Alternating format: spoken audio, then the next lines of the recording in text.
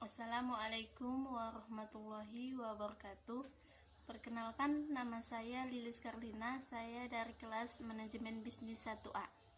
Di sini saya akan menjelaskan sedikit materi tentang bab 2, yaitu berpikir seperti seorang ekonomi. Setiap bidang studi memiliki terminologinya sendiri, baik itu di bidang matematika, hukum, psikologi. Di bidang studi matematika itu terdapat terminologinya adalah integral, aksioma, dan ruang vektor. Di bidang psikologi terdapat ego, indo, disonansi. Di bidang hukum juga terdapat ganti rugi, estopel janji, dan tempat. Terminologi itu sendiri adalah ilmu tentang istilah dan penggunaannya.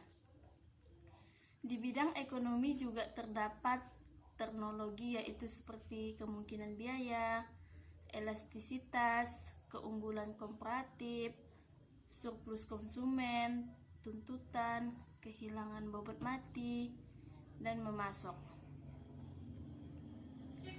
Kita next. Ekonomi juga melatih kita untuk berpikir dalam alternatif. Maksudnya kita dapat mengevaluasi biaya pilihan individu dan sosial, pemeriksa dan pahami bagaimana peristiwa masalah itu terkait. Ekonomi juga disebut sebagai ilmuwan.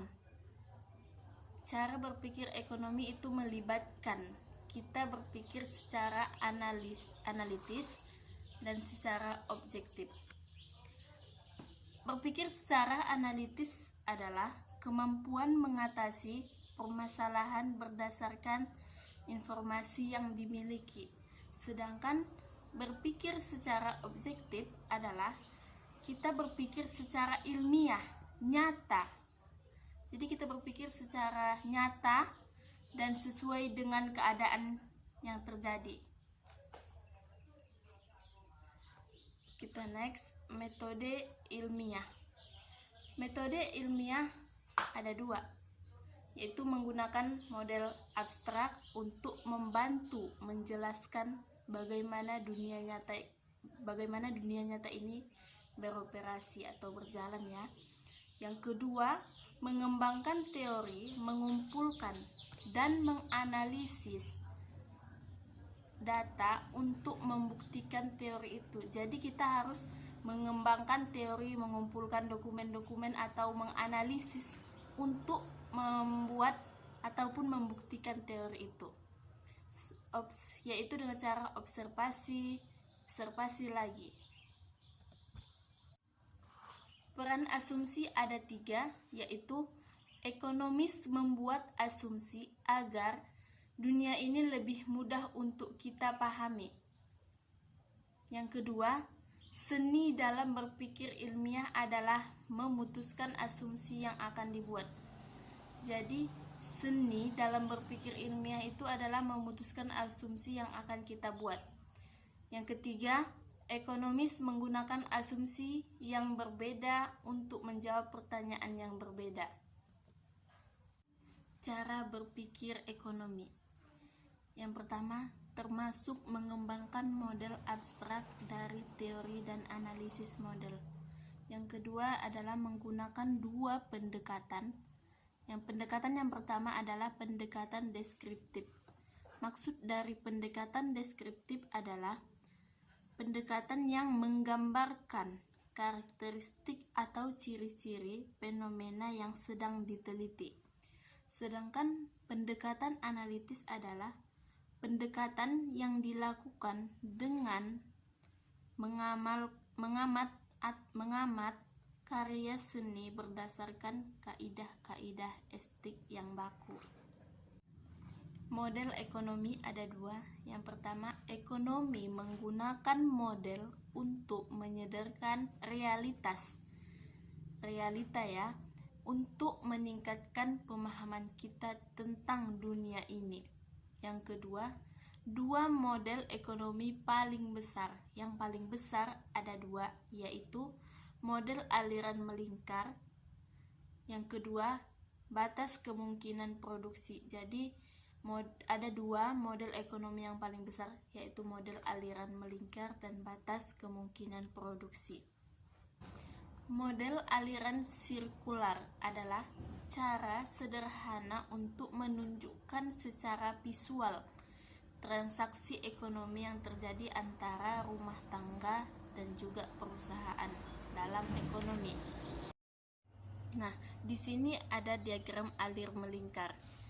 Ada dua belah pihak, yang pertama pihak rumah tangga, yang kedua adalah pihak perusahaan. Pihak rumah tangga memiliki tenaga kerja, tanah, dan juga modal.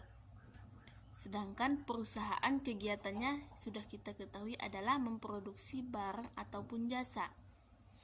Jadi untuk memproduksi barang ataupun jasa, pihak perusahaan membutuhkan tenaga kerja, tanah, dan juga modal dari rumah tangga.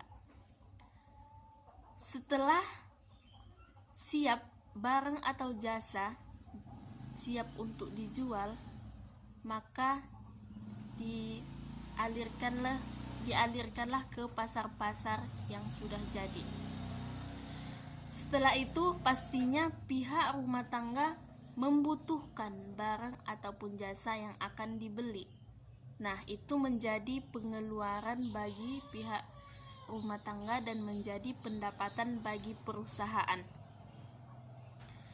Nah, walaupun ini sudah menjadi pendapatan bagi perusahaan, pastinya pihak perusahaan juga mengeluarkan biaya-biaya seperti upah, sewa, dan lain sebagainya.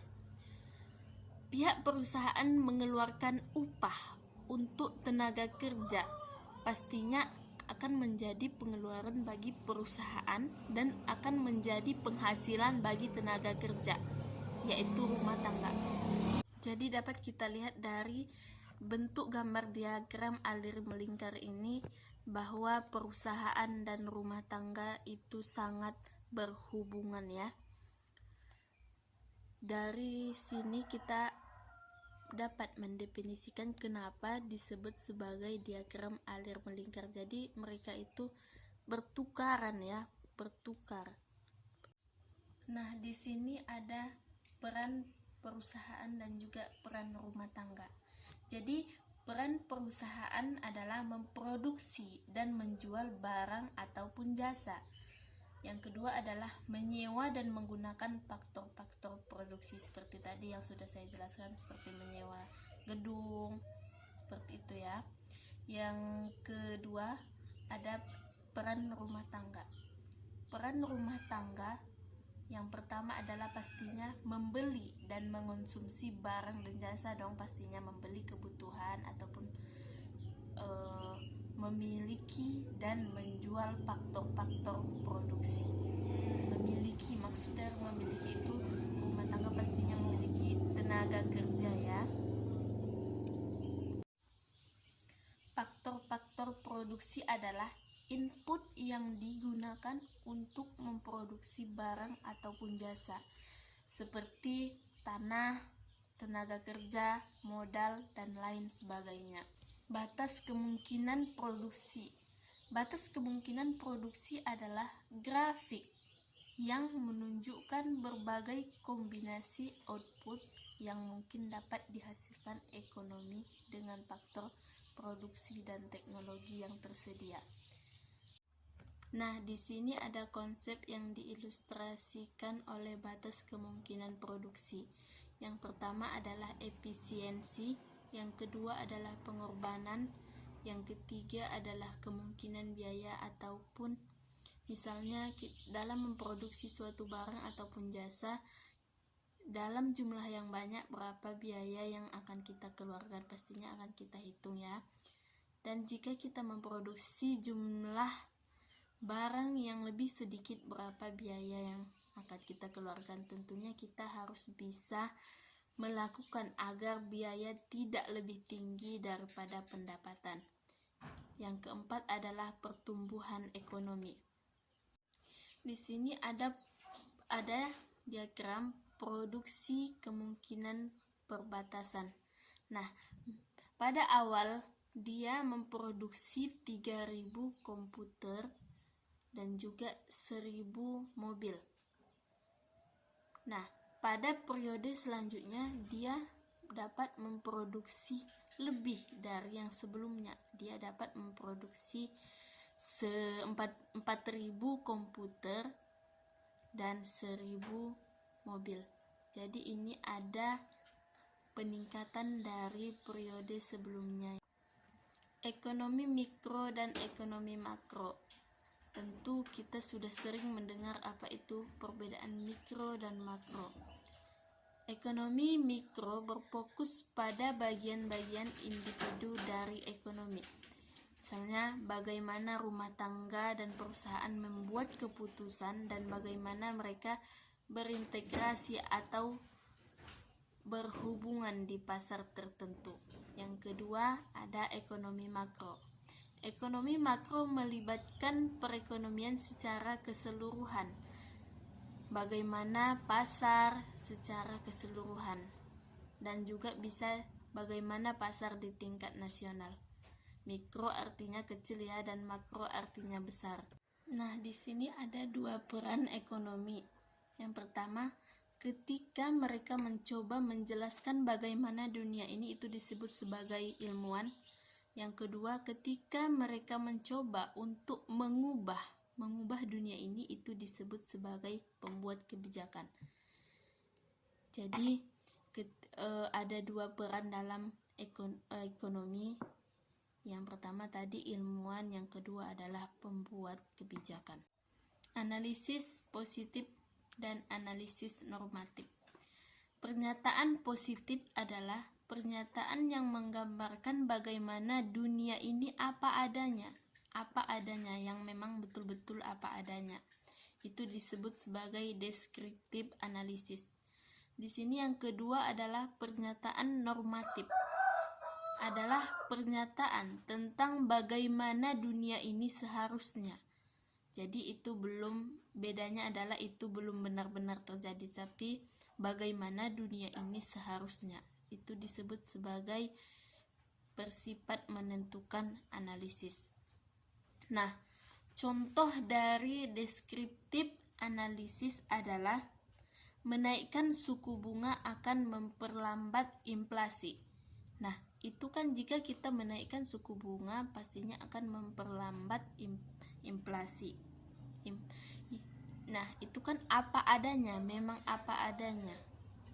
Yang kedua, contoh dari pernyataan normatif, yaitu masyarakat Indonesia akan sejahtera jika hutang dilunasi.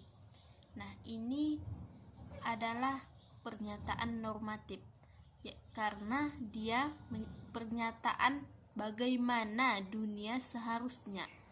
Dan ini kan belum terjadi, tapi jika hutang kita lunas, maka kita akan sejahtera.